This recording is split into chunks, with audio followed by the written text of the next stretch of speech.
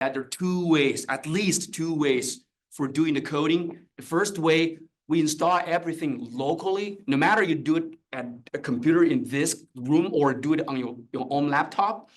And the other way is the cloud environment, such as that Google Colab tool that we used in the previous lab.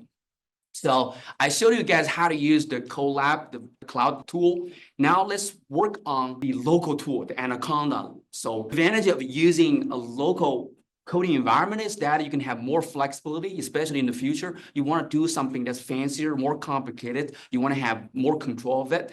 We may need to go to the local version of the coding environment. So let's first start with that, and that may answer some of the questions that you got in the previous lab or in week 1. And this week, the lab should be relatively easy. It's simpler than the first one. But we will spend more time to help you guys gradually understand more complicated tools. Let's first do the lab stuff. So please try it. So Anaconda has already been installed, I think, on every computer. So if you type Anaconda here, you will see this one here. And on your own computer, you will need to install Anaconda first. It's very simple. You just go to Anaconda's website, download latest version. And no matter you're using Mac, using Linux, or Microsoft Windows, you can always find a distribution for it.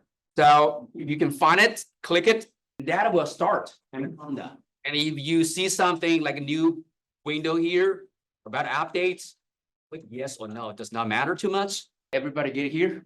Everybody doing good? So I'll wait a little bit to make sure that everybody ready for the next step.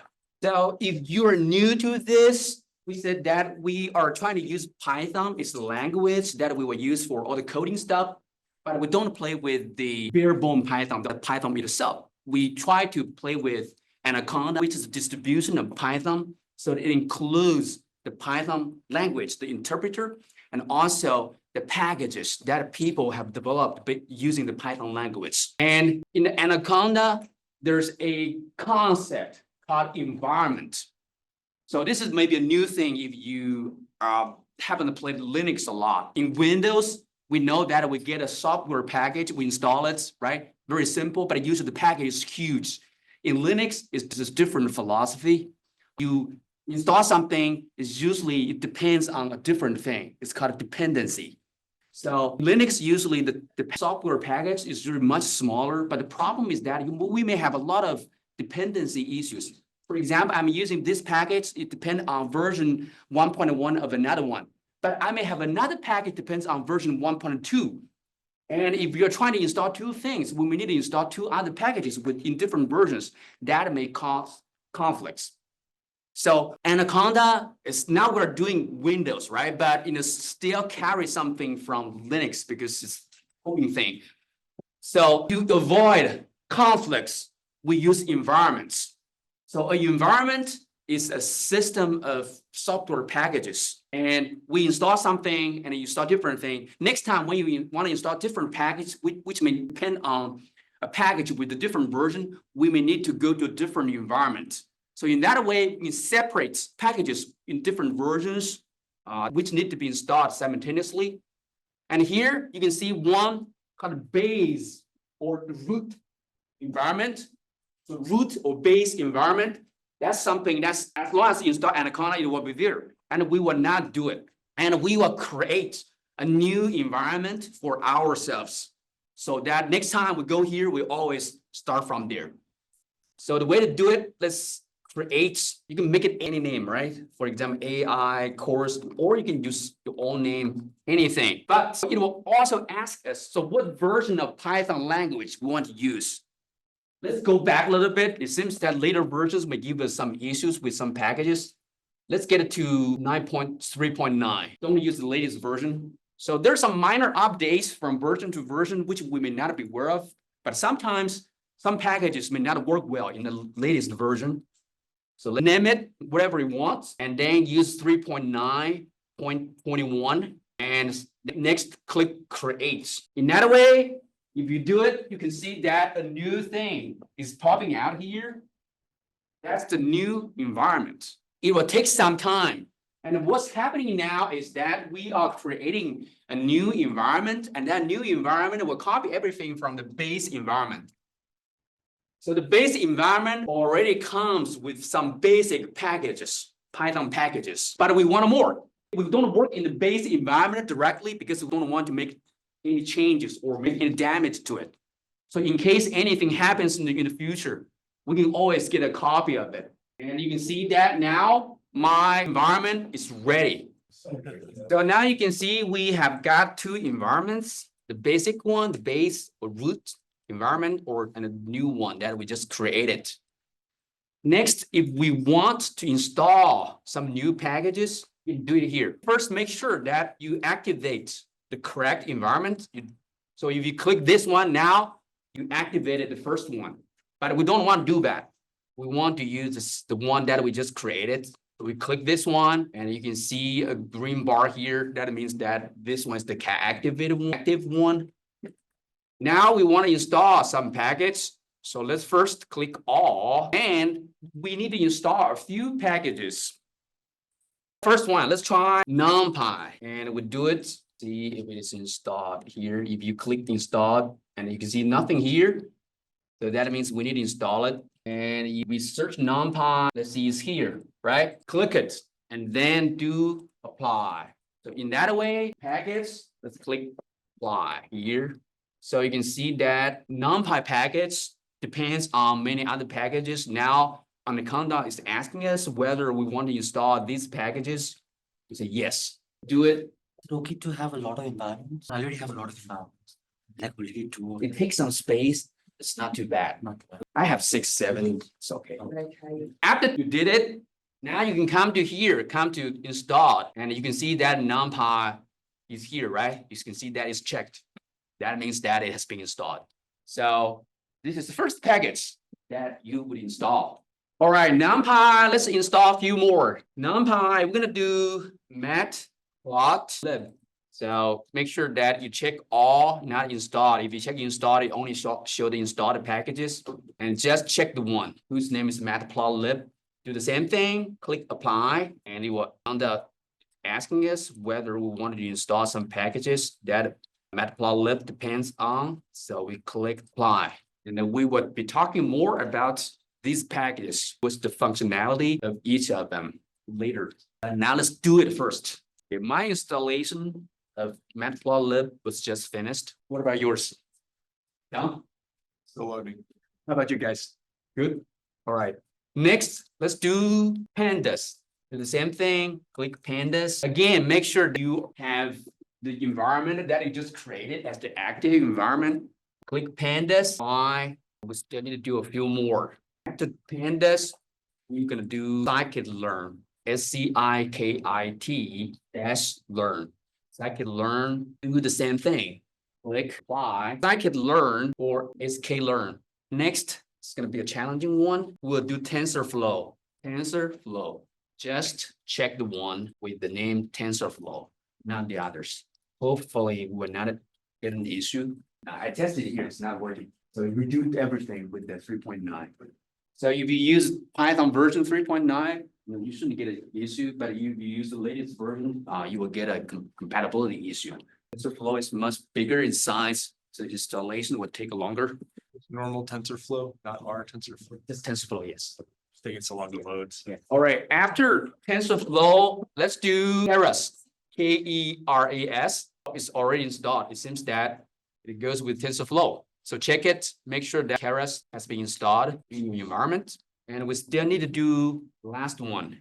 Spyder, that's the tool that we use a lot. That's the coding environment. Integrates everything. I recommend you use this one because Spyder, yeah. Because we can check the variable very easily, just like MATLAB. Because I transferred from MATLAB to Python, so click Spyder. So in the future, if you, for example, you want to do something and you find that you can find some code online, for example, from GitHub, and GitHub says that, oh, this one will rely on some other packages. That means you need to install those packages. So you can come here, do it one by one. Sometimes just copy some code from the internet, put them into your coding environment, run it. You may get a lot of error messages just because you did not install the packages that are needed by the code. So don't be frustrated. Now, sometimes it's not a bug, just because something's missing. And after this one is done, next we want to do the actual thing. So you come to the first one. First, actually, we are doing everything in the second one, in the tab environments. Now we want to jump back to the first one. And if you click the first one, you could still see something here. You can see that now all applications on which environment. Now it's in the environment that I just created. You can see that if you check the other one, you will see the packages that were installed on that base environment. But we don't want to do it. Do this one here. And you can see that there are many packages. So we want to open that code development environment. And actually, the previous one, the Colab, Google Colab, relies on the Jupyter notebook. But we don't want to do it. We do the other one, do the Jupyter. So click launch of Spyder, sorry. Click dismiss, and you will get it here. So this is the environment. And we will do everything here. And then when we're trying to develop some code using Python, I want to do something, get some results. There are two ways of doing it. One way, you come to here. That's just MATLAB. You come here, you're typing something, you click enter, you'll get the results immediately. That's one way of doing it. The other way, typing something, all the command lines that you want to have, run the whole file. So that will do all the whole thing in one shot. So let's try both. For example, let's do one thing. Say I create a new variable called a equals 5. I do it, and you can see that here, a new thing will pop out in the variable X Explorer. And you can see a new variable whose name is a, and you can see the value of it is 5. And if you're not happy, try another one. Let's call it try. Oh, you can see that typing try. Now it has a different color. That means that that's a word reserved by Python. So it's better not to use it. You have to, for example, add like a 2 to it. Now I can use it. Now give it a name. For example, I want to type in a sentence, say, hello world. It's a typical thing, right? Now you can see that now in the variable Explorer, we have a new variable whose name is try2 and whose value is world. And you can do the same thing, say print. So now you want to see something, for example, see a, and if you click, you will see the value of a. Say print, you can do a plus 7, it'll give us 12. So basically you can use it as a calculator, like a pretty advanced one. And we can do the same thing here.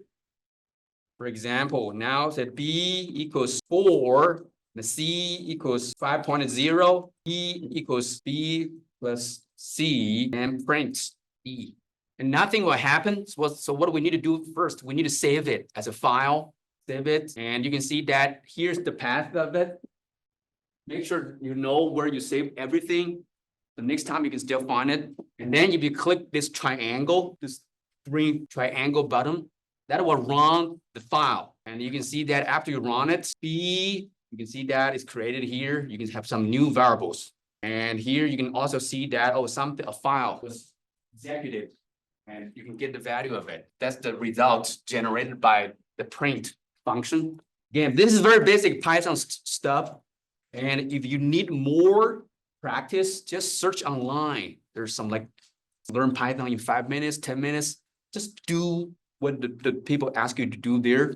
Go through that, and then you will get a pretty good understanding of it. A few things we need to pay attention to, that is Python. In Python, first is case sensitive. So always be careful whether you're using a lowercase letter or you're using a capital letter. And the second, indentation matters. So at the beginning of a sentence, you cannot just add random space to it. You need to be clear, either clear, or if you add an indentation, use tab. And that will add 4 spaces to it automatically in Spyder. So we will need to use different levels, for example, for loops or function. And if you want to make a comment, you can add a pound sign anywhere. You can see that the add a pound sign is in gray. That means that it will not take effect, but it's something that this is a print function. So it will do nothing. And like what we did, and we want to use functions developed by some other people. For example, from a different package, we do the same thing, import, like what you did in the first app. Import numpy as np. For example, import some other package, import math. So if I don't use an as, that means that I will use the name math directly. Then you can do more math. For example, math give us sine. I'm going to use ESP. So because Python does not provide a exponential function, so if you want to use it, we can use a function, exponential function from a package called math. Here, I'll show you how to do that. So anyway, this is the environment. And you can repeat the same thing when you're trying to create the same environment on a different computer. And later we will see that if you plot something, you can come to here. Here's the plot. Plots here, you will see some figures that you generate, and we will do that later. Yes. Doesn't Python have like an exponent function with like the double star? Double star asterisks. That's for yes. That's an easy way of doing it. So we did that. For example, 5 to the power of something 6. That's the power function, and you want to do exponential. You still need to have that e, right? Exponential e to the power of something, right? But e, if you do it, it's not defined, so we don't have e. But I think of math, this one has an e. So either you can import the math package, use that e from math, or you need to remember this number and do it in this way. Do the exponential. You don't want to do that, right? So easy way to just import that exp function from math. Any question? So actually there's another way of doing it. The way that we used is the Anaconda navigator. So it's like a very good graphical user interface. But if you are comfortable with the use of like command line environment, we can go something like Linux. We use the Anaconda prompt. So it's like the DOS in Windows, like any like terminal thing in Linux. Do it here, we can see on the MV list that will show us the environment we have. So you can see that there are 2 environments. Currently, you can see there's a base here. That's the active environment. Switch to the one that we want. We use conda, activate, and now you can see that now we switched to the environment that we just created. And if we use numpy, conda list, that will show us the packages that we installed, including their version information. If you want to install another package, let's do conda install something just like what we did. But don't do it. I'm just showing you that there's a different way of doing that. It's equivalent to what we just did with the Anaconda navigator. Same thing.